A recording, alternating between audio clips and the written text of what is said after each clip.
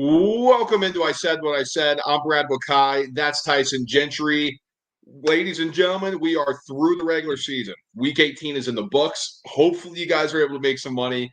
I know there were some fantasy football championships are playing in Week 18, which is nuts to me.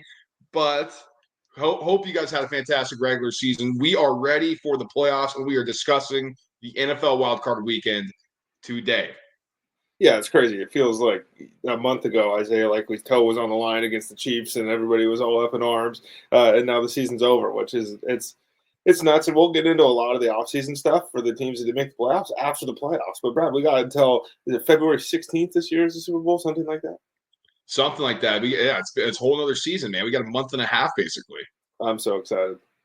It's going to be fun because we'll talk about it. Let's just pull it up right now, Tyson. I know we'll kind of discuss and kind of give some overviews before we dive into specific games, but let's take a peek here. We got the graphic up on the screen for YouTube viewers. Detroit gets the number one seed by beating the Minnesota Vikings Week 18. Really a dominant performance by Detroit, Tyson. I thought that was a statement win by the Lions. On the flip side of the AFC, Kansas City, another number one seed. Last year they had to do the road thing. This year they'll have home field advantage throughout.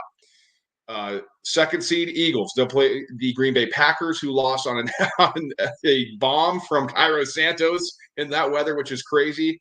First time the Bears have beaten the Packers in 11 games or something like that. Like just an insane figure. I think it was the first time they've won in Lambeau since 2015, and the first time they beat the Packers in 2018, maybe. I mean, just brutal. Crazy to think about on that front. Bucks get the number 3 seed. So Falcons are eliminating Bucks. Crazy game. Mike Evans, shout out, ties Jerry Rice. They're going to face the Washington Commanders, who are the 6th seed. And then the 4-5 matchup, Rams versus the Vikings, a little protege versus mentee. Should be interesting, Kevin O'Connell versus Sean McVay. On the flip side in the AFC, got the number 2 seed Buffalo Bills against rookie quarterback Bo Nix and Sean Payton. I think that'll be a fun one. How about a divisional matchup? AFC North, 3 seed Ravens, 6 seed Steelers. We'll dive into all this stuff. And then the 4 seed Texans against the Chargers, who were able to secure the 5 seed. So we got a loaded slate here, man. Yeah, it's fantastic. It's every playoffs, it's like, oh wow, all these games are good. But yeah, that's what happens. And I know I've been critical of the expansion. I still hate it, but we got more good football. Super wild card weekend. We didn't say that it's coming in, but I had to mention it now. That's a check mark for the day. Check mark for the day. Okay, folks, let's go. Let's get into this now. We're going to dive into the first game. This is at 4:30 p.m. Eastern time on CBS. It's the Chargers versus the Texans on Saturday. So get ready. I mean, we're just turning around. We're turning and burning, man. Like we're right into it. Week 18, it's all fugazi. No, now we're jumping right in. So we got the 5 seed Texans, or the 5 seed Chargers facing the 4 seed Texans. So Tyson, where do you look at here as we kind of dive into Chargers and Texans? This is like C.J. Stroud trying to get another playoff win versus Justin Herbert trying to get his first one. 2 kind of quarterback darlings that C.J. obviously is in year 2, so he hasn't had as much time as Herbie to kind of prove some of these things. But these guys got their haters, and this is going to be a really fun, good matchup. I'm actually going to be at a gender reveal party during this with the biggest Chargers fan I know, Brad. So unless that thing pops blue, this is going to be a problem for him. But this game, honestly, I think that if you're the Chargers, you feel awesome about your draw. And if you're Houston, I think you might feel a little better playing Los Angeles than even Pittsburgh. I know Pittsburgh didn't end the season very well, but like they get to be at home, and that's awesome. But this is Jim Harbaugh ball, baby. Welcome to the playoffs. So we're going to run the football. We're going to play defense, the scoring defense this season. I'm sure you heard it a million times in Week 18 that if they don't allow a point here, they're going to set the franchise record or whatever it was for points per game. This is football. This is playoff football here, and I don't think the Houston Texans know how to play it the way that Jim Harbaugh does. But this group has never done it, and that's kind of the fun part about this matchup.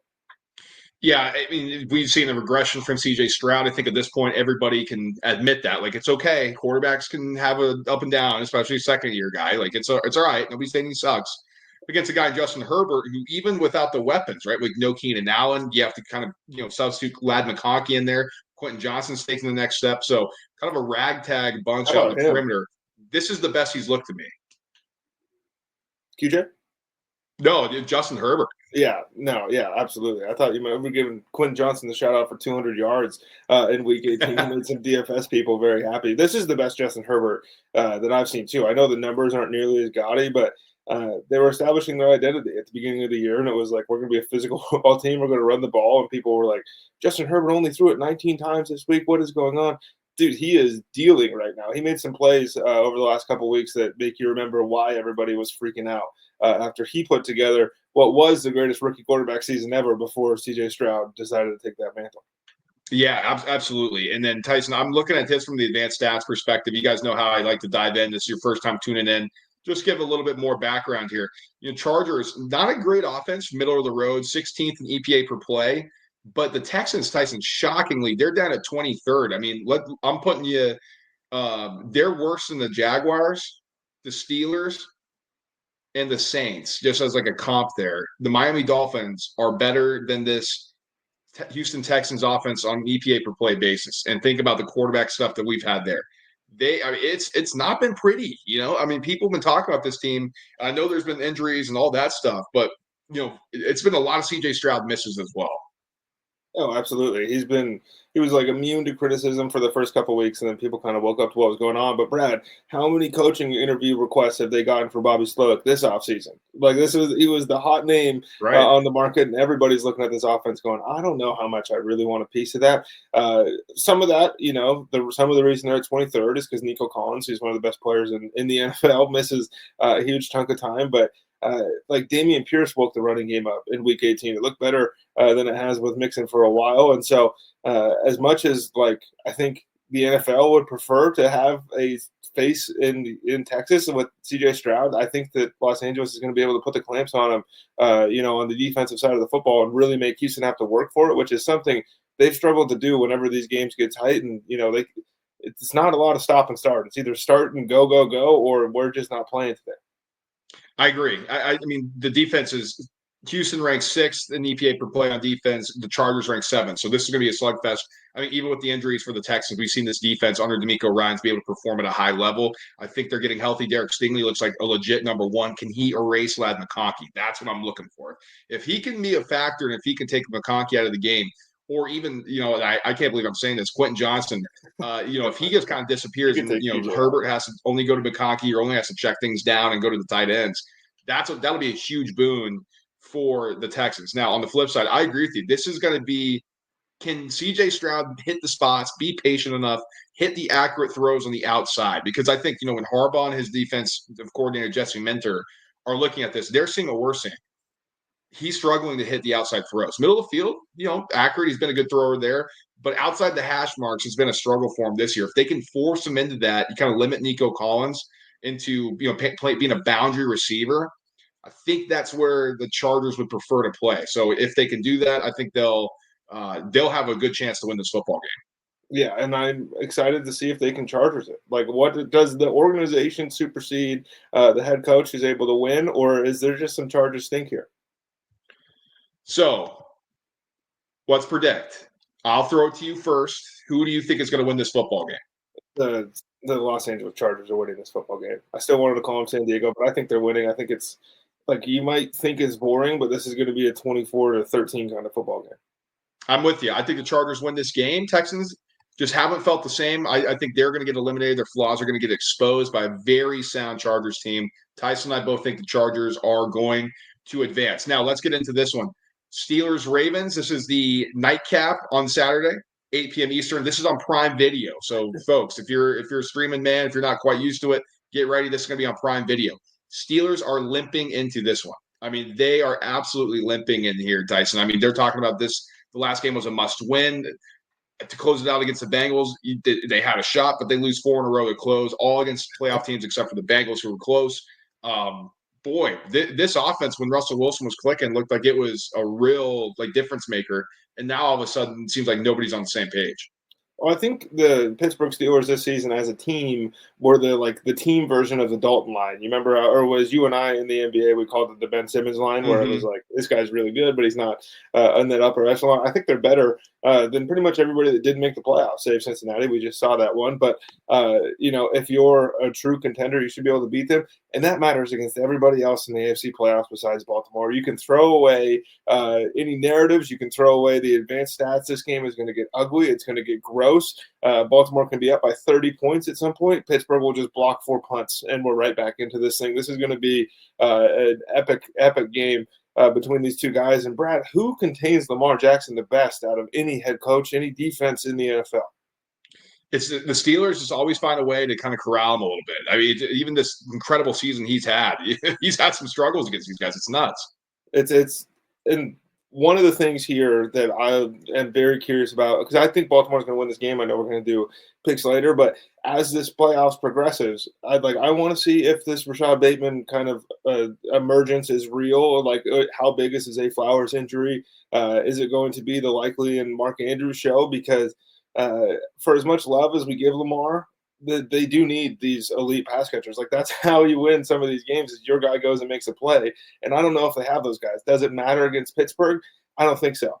Did you also see that the Ravens are already smack talking George Pickens a little bit? Give me all the money I have on George Pickens' 15-yard penalty in the first quarter.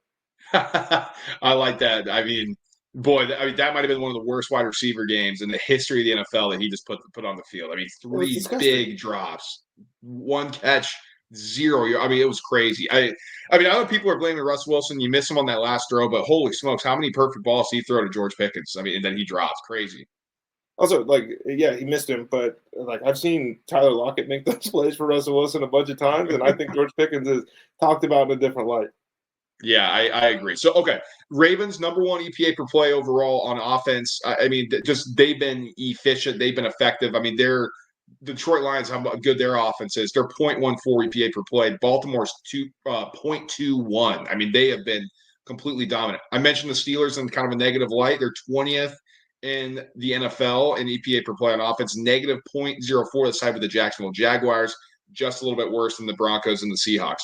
Defensively, now this is something that I think is interesting to me, because I'm looking at the Baltimore Ravens here, Tyson.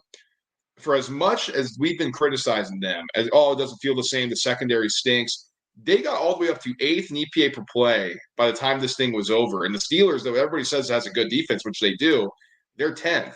It's a minuscule dividing line here. Ravens negative 0.03, Steelers negative 0.02. But I just think it's funny that we kind of, when everything ends and the season's over, and this is where we're at, all of a sudden Baltimore back into a top 10 on EPA per play. And they might be top 5 if they didn't have to play Jamar Chase twice. I mean, that's a lot of negative stuff there. Did you hear Troy Aikman to go on with the Steelers offense when Joe Buck shouted out Najee Harris for his 4th straight 1,000-yard season or whatever? And Troy said, I couldn't be less impressed by that. That's kind of how the Steelers offense feels. Like, yes, they scored more points than we were expecting at the beginning of the year, and it's been a little bit more efficient than we thought it was going to be at the beginning of the year. Arthur Smith is getting head coaching interviews right now. Like, those are things none of us thought were coming for the Steelers team. But it also doesn't feel impressive, and it doesn't feel like it's enough here to make a sustained playoff run. But again, I cannot overstate the fact that they're drawing a familiar opponent who, they've gone rounds with over the last couple of seasons, or last decade, really, of these 25 years. You go back forever, but this is playoff football. This is going to be awesome. It should be hard hitting. I agree. I mean, here's what I'm looking for. Here's what I'm looking for. Can the Baltimore Ravens be a team that understands what their identity is? Running the football and letting Lamar Jackson make plays, because they went away from it last year. This will be a good test. It's against a team who knows them extremely well in the Steelers. If they can stay disciplined, this is what we do. This is how we've won. This is how we beat teams. I have a good feeling about the Ravens potentially making it to the Super Bowl, right? Like, okay. On the flip side, the Steelers, can they take advantage of a Ravens defense that we know? I mean, on paper, it looks good. We know they're gettable. I mean, Nate Wiggins starting to play better, but is George Pickens going to be ready to play? Is Arthur Smith going to have some things that they haven't seen before? Is he going to be able to have a wrinkle? Is Najee Harris going to be able to run hard, and Jalen Warren going to be able to make plays? If not, they're going to lose again. That's just the reality of the situation. They're already coming into this thing like nobody's expecting them to win the game. And Tyson, I think that's for good reason, because I think the Ravens are going to win. They're going to advance, and I think they're going to get closer to getting to the Super Bowl. Yeah, I agree. And I think this is like the prototypical, stereotypical Pittsburgh Steelers season. Mike Tomlin hits that over 8 wins. Everybody freaks out, and then we don't remember that they lose 4 in a row to end the year here and are going to lose to Baltimore. Unbelievable. Okay, now we are in Sunday. Broncos at Bills, 1 p.m. Eastern time. This is back on CBS, so no need for the streaming people to start tweaking. We're not seeing this on TV. But, Tyson, this was a winding road for the Broncos. I mean, you got a rookie quarterback. Sean Payton basically put his reputation on the line with what he was saying about Bo Nix during the draft process. And I got to say, man, he looks really good. I think he's gotten better and better each week. Sean Payton, I know that this is going to pain Tyson to say. I think he's going to have to give him some flowers here shortly. But, it is impressive that a rookie quarterback and Sean Payton in this cap situation were able to get in. And then on the flip side, how about this, Tyson? I mean, people were talking about the Bills missing the playoffs because they lost Stephon Diggs. Oh, maybe it's over. Maybe the window's closed. This is the best Bills team we've seen in a long time. Yeah, it feels almost unfair a little bit. Like Denver has an awesome season for them. Yeah, sure, you could say they snuck in Week 18. If they go for 2 weeks ago, they might beat the Bengals, and then they don't have to play their starters against the Chiefs either. This is a great season for Bo Nix. He's going to come in second for Offensive Rookie of the Year. Sean Payton had an awesome year, made people like me eat my words. But thank you for coming out. Thank you for playing. You are lambs to the slaughter here for the Buffalo Bills. This is not a playoff game that the Buffalo Bills lose, Brad. This is the one that they beat somebody by 45 points, and we all crown them just for them to meet Baltimore or whoever later on down the line and lose that one. But this feels like an excellent tune-up opportunity if you can get one in the playoffs for Buffalo. By no means will this game be easy. Cortland Sutton does things that are really hard to defend against. They don't necessarily have the same run game, that some of these other teams in the AFC do, but the defense in Denver is really good as well. But Buffalo just kind of outclasses them everywhere, and I think that is what's something you can rest on if you're a Bills fan. And by the way, they got the MVP, brother. So you mentioned the defense, Tyson. Denver -- 1 in EPA per play on defense by a mile. Yeah, I think that's what's going to, if anything, going to keep them in the game. I think Cortland Sutton. Patrick Surtain are just so good. If he can erase one of those guys on the outside, I don't know if it's going to be Shakir. I don't know if it's going to be Amari Cooper. For Josh Allen, man, it's not like he's locked into on one guy anymore. I felt like when Stephon Diggs was there, it was like, we know we have to give him his 7 catches or else he's going to tweak, right? Or else he's not going to be involved. Everybody loves Josh Allen. They said they run through a wall for him. Josh Allen's like, whoever's open is going to get the rock, and everybody's comfortable with it. Like, this offense has been taken to the next level, and that's the battle because the Broncos have the best defense in EPA per play. I just said the Buffalo Bills have the second best. So this is going to be a battle of strengths. Who's going to prevail?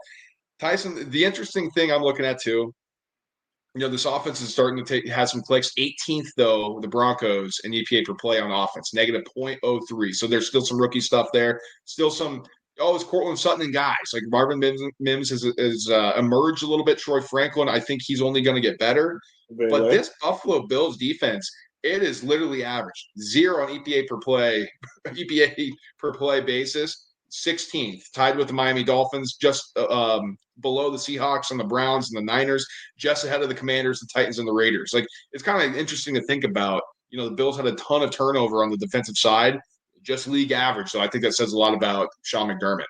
Yeah, I think so too. And we've been guilty of defending him at times. It wasn't very easy to be on the Sean McDermott island. But no, it's been a great season for them. Does it not feel the AFC as a whole like? It just doesn't feel like Kansas City has the 1 seed. The way this whole thing's been talked about, it's going to be Buffalo, it's going to be Baltimore. One of those 2 teams are coming out of here. And then on the flip side, the NFC was like a movie. We get the Lions and the Vikings playing for the 1 seed in Week 18.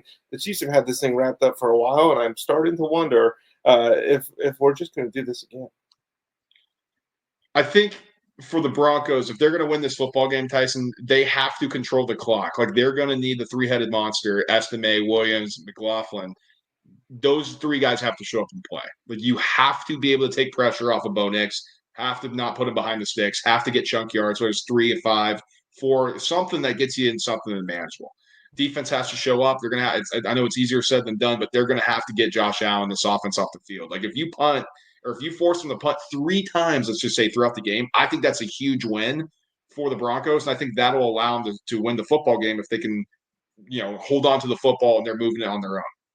For the Bills, jump all over them, right? Like, do not freaking let this offense get going. This defense start playing with some swagger. You got to get out there. Josh Allen has to be Superman. Put on the cape, go crazy, have Orchard Park go nuts. Let's get out of town. Let's go get ready for bigger and better things. Yeah, I mean, we've seen this before. This is a party in Buffalo. This is the one they're throwing snow on the field. This feels like just a Bills by 30 game. I want to respect Denver and everything they've done this season, but I do think this is one where Ty Johnson is scoring a touchdown. I think the Bills win as well. Tyson's only saying that because he wants the Broncos to lose by 30, so we come on and be like, I told you Sean Payton sucks. He did well. He did. All right, let's close out here. This is the last game, really, of the Super Wild Card, because the 2 seed, normally each 2 seed had the bye. So let's go Packers at Eagles. This is going to be at 4:30 Eastern time on Fox.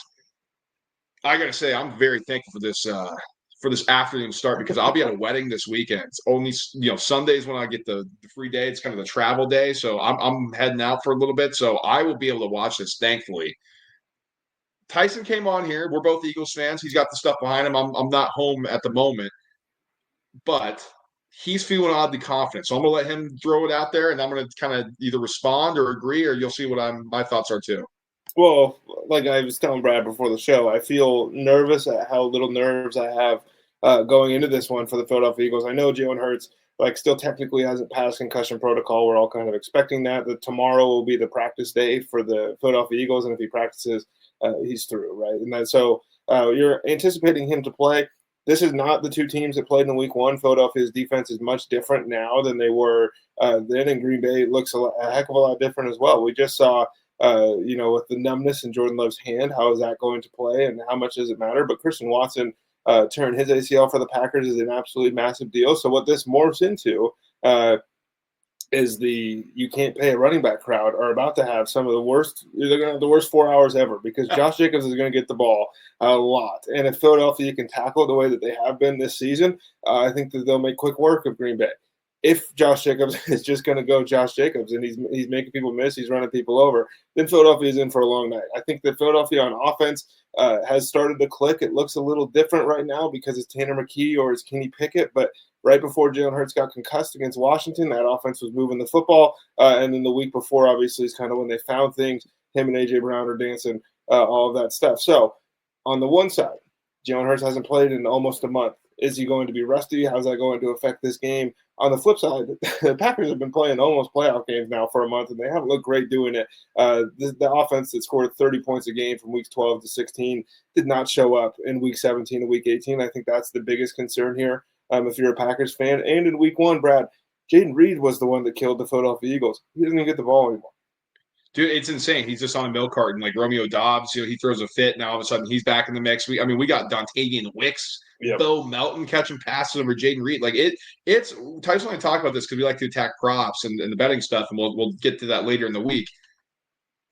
They are impossible to figure out. Like you just have no clue who's going to be the featured guy. And while that's fine, for the offensive perspective, sometimes you need to have the go-to guy, right? Like on the flip side, the Eagles, they know A.J. Brown's getting the ball. They know Devontae Smith's getting the ball. That's good for the quarterback. That's good for the offense. That's good for the coordinators. Sure, the defense knows it as well, but when you're elite A-plus players like Devontae and A.J., it's hard to stop, right? And on the flip side, Jordan Love, here's the read. But what if the right read isn't open because it's some random guy running this route, right? Like I'm not, one of the 5 or 6 or 7 receivers they have.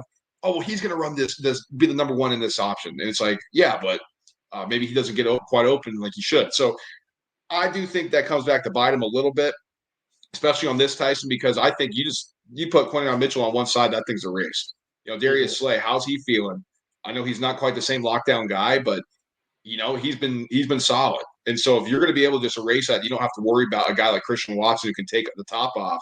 I think this is a good situation here for the Eagles defensively.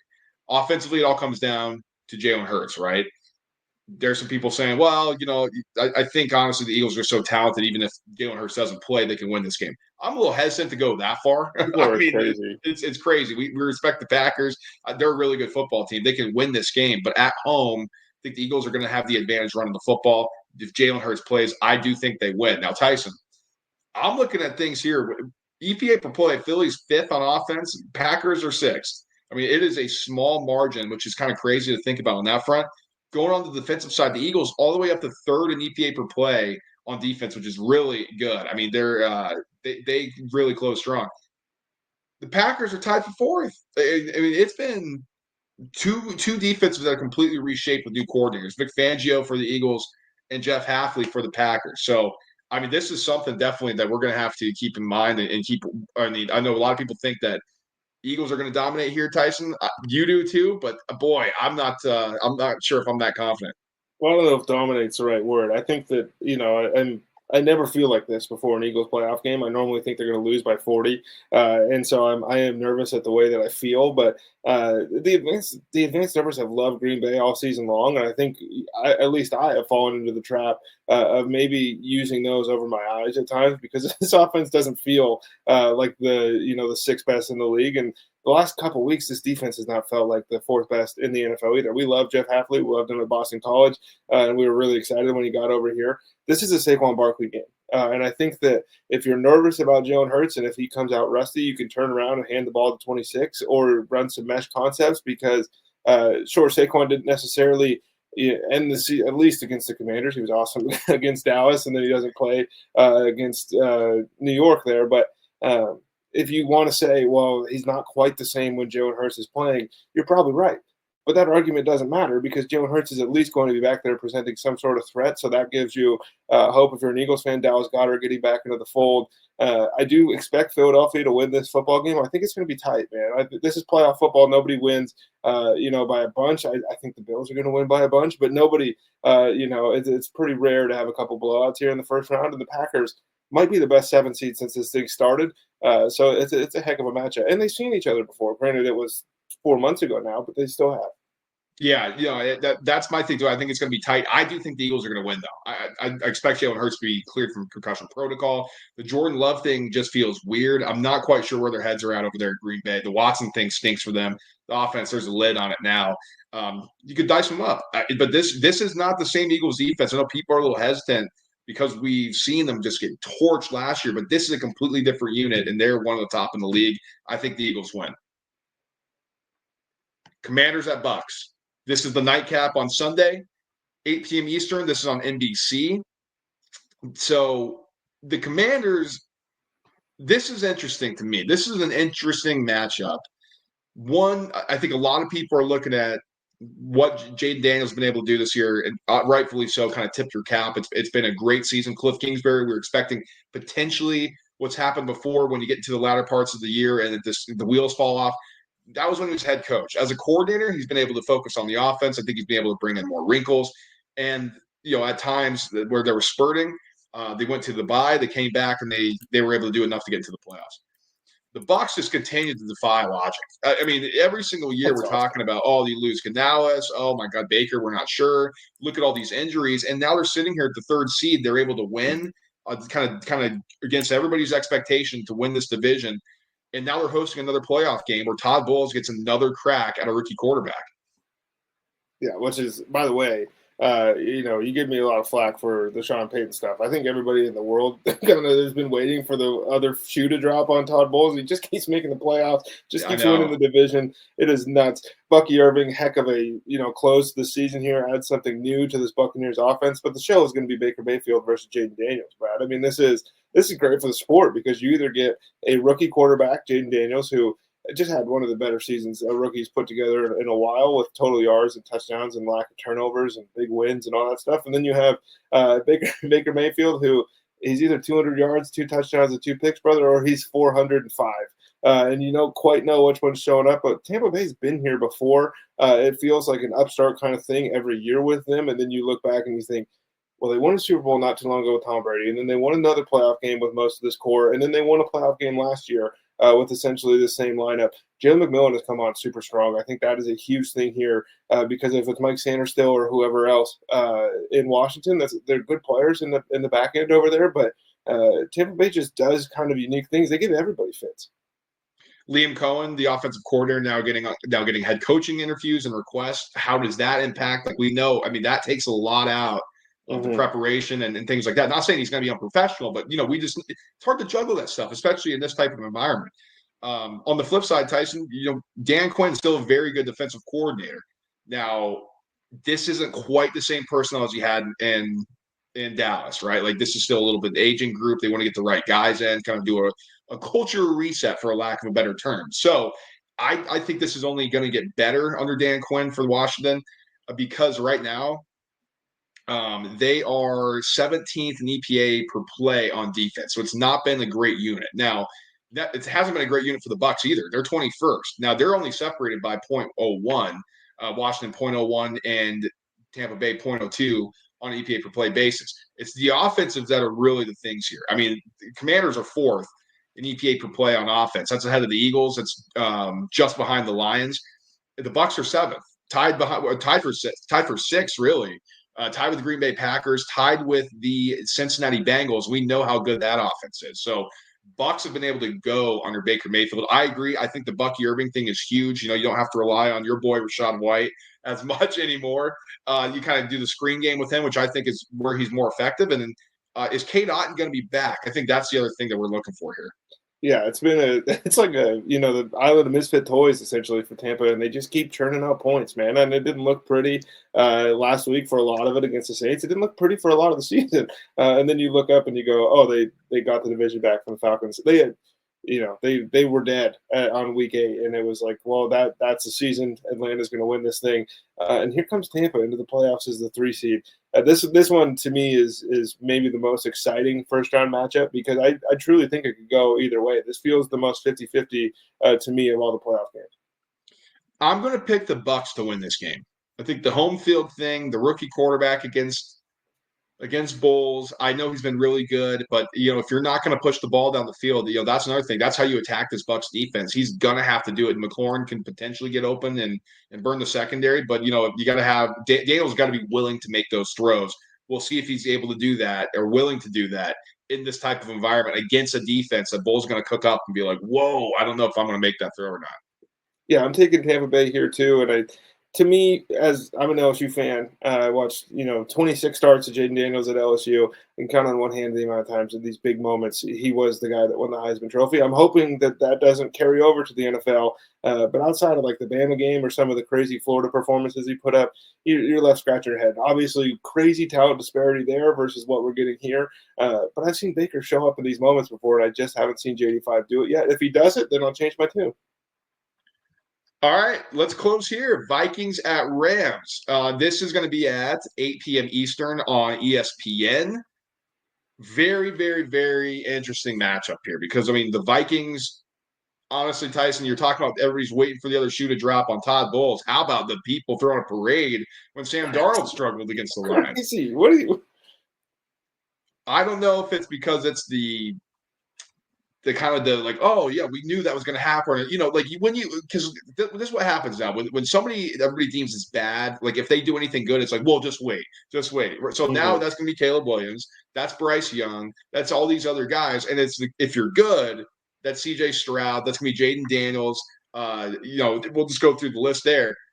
Then you're really going to have to suck or really do something bad for people to be like, no, they're not good. And I think Sam Darnold falls in the former, right? Like he falls in the former category because everybody's just waiting for this guy to be bad. And he was really, really good all season long to the point we're talking about, are they going to get rid of J.J. McCarthy? Can they even get rid of Sam Darnold? Because like, holy smokes, what's that going to do to the locker room? And then you kind of saw why he's been a journeyman, right? Against the Lions in a must-win game. He missed multiple throws, wasn't good, wasn't accurate, looked like the moment was too big for him. Is that going to be the case here? That's what everybody's wondering, I think. That's the difference because we know what Matt Stafford's going to bring. He's going to bring electric throws. If he's going to be protected, he's going to find his guys. And next thing you know, you're going to look up and Sean McVay's like, oh, my God, this guy just did it again. But on the flip side, the Vikings been so good all year, Tyson. If they can bring that, I think we could be looking at an upset. Yeah, I think it's an upset on the seeding line. I don't think the betting line is going to reflect that part of it. And the Sam Darnold thing was funny. Like, Aaron Glenn he also kind of falls into the former of that category where it's like hard to give him the credit for the way that defense performed. And look, Kevin O'Connell's our guy, and that's all. Like he's been awesome all year long. Call your best 2-point conversion play over and over and over again down there. Like, what are we doing? You stopped 3 times on the goal line. Whatever. That game was last week. This game is this week. I think that Minnesota is able to put that one behind them. I actually think it's pretty good experience here, and I don't think we're going to get that version of that team here to play LA. The Rams might be the 4 seed in the NFC. They didn't close the season all that well. And Stafford's been struggling. I do agree with you. I think the playoff Matt Stafford is it's one of the most fun things happening in the NFL right now. In big games, this dude he just says, screw it. I'm hucking this thing around the field. We've seen Cooper Kupp bail them out of playoff games before. We're going to see Puka Nacua get, his shot to really kind of stamp something.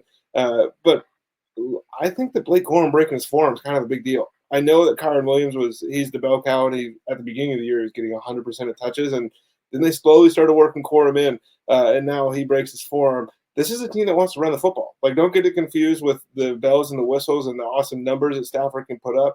They want to establish a run, and if it's just going to be zero blitz by Brian Flores all night, and they're not able to run the ball, it's going to be tough. That's what you got to keep in mind. I mean, I think Flores, listen, you got to respect Stafford, but you don't want to let him sit back there and not face any pressure because he will dice you up. You got to have to heat him up. Flores knows that. I think they're going to bring it, like you just said.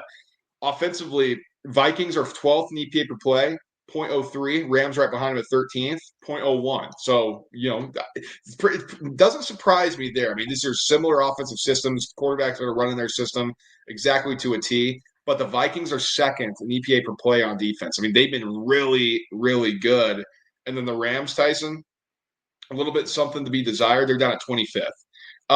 Kind of expected, right? I mean, we know Aaron Donald. It's a young defensive line. We know they get sacks. They get after the quarterback, but it's hard. They have a hard time getting them down, all that stuff. And it's a secondary that's been susceptible to getting shredded up.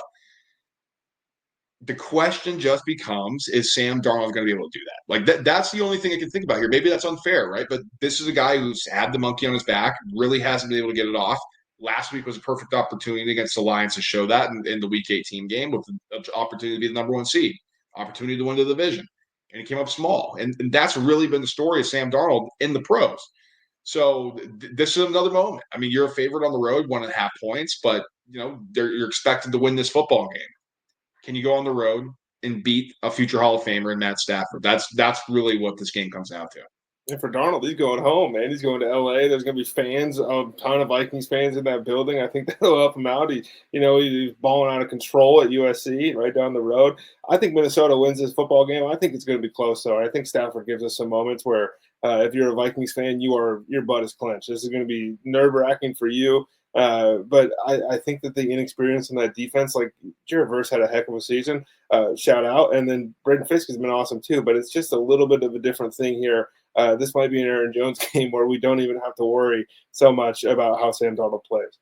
That's a good point. But this is the first time we're disagreeing here. I'm going to go the Rams. I love McVay. I love Stafford. I'm going to ride with my guys. This is the times that they're supposed to show up. This offensive firepower is there. Tyler Higbee's back, so that's another weapon. But I'm agreeing with you. The Corum thing does scare me a bit, but I think they're going to be all right. I think they're going to throw the rock. They're going to beat the zero blitz, and the Rams are going to win another playoff game. And we're like, oh my God, McVay, how did he do it? Last time they won the Super Bowl, they were the 4 seed, Brad. There we go. Maybe get some futures in right now, huh? They might give you a twofer on that deal. So, any final thoughts you want to give here? I know we did a bunch of previews, but anything that you want to kind of lead into, or before we get out of here? I don't think so. I mean, you can throw out like the numbers help and all of that stuff, and the narratives and everything we built. Our opinions around these teams on this is a whole new thing. None of the last 18 weeks matter. This is a brand new season. And so it's kind of similar to like how you felt about a team preseason. And then when the season starts and it takes you a minute to adjust, they don't have a minute, Brad. If you lose this football game, if the Philadelphia Eagles go out and lose, you get 14 wins for what? You're at home after the second week. And that's the beauty of the NFL playoffs. I understand why the momentum is there, and I understand why you want to reward teams for getting a bye. But God, man, I think giving them a week off after the regular season, especially going to keep extending this thing. I mean, we want to see the best teams possible, right? Like, we want to see guys get healthy, another week off, another week to prep, see these genius head coaches go at each other. I would love if before the playoffs started, there was a week off. I know it would be 2 weeks for the bye teams. That would be unfair, but man. We need an Army-Navy game in the NFL. Maybe the Pro Bowl. Or we just get like the Titans and the Patriots to play, and you're all reminded about how lucky you are that the playoffs start in a week. Winner gets Vrabel. Mm-hmm. All right, Tyson. So we're gonna have our betting show coming out later this week. There are some lines coming out now that we can pick through. But if there's anything, and you'll tell them, I mean, football season's almost done. Where can they find everything that we're playing? In the Discord app, group name, as I said, what I said, link is in the bio. Go ahead, click that. We'll let you right in. It's free. Yes, football is winding down, but not only the NFL playoffs, the college football playoffs. We're about to have a preview show drop of that as well, and we're going to be doing picks on there, so be sure to check that out. But the NBA is rolling, college basketball is rolling. I mean, we got the Tennessee on the road as an underdog tonight against Florida. What is going on in college basketball? So if you want to just play whatever, horses, we don't care. Just hop in the Discord and go wild. And with that, like, subscribe, and share the show. Don't miss a single thing we do. That's why you got to stay subscribed, whether you're watching on YouTube, whether you're listening to podcast form, it goes right into your feed. Don't miss a single episode that we put out. Smash that like button on the way out if you're watching on YouTube. It helps us become more discoverable, all that good stuff. We've been having a bunch of growth. We want to thank you guys for that. And share it with a friend. Share it with an enemy. You know how it goes. Tyson just laid everything out. We'll be back later in the week talking and giving some more picks. So we'll talk to you guys then. Peace.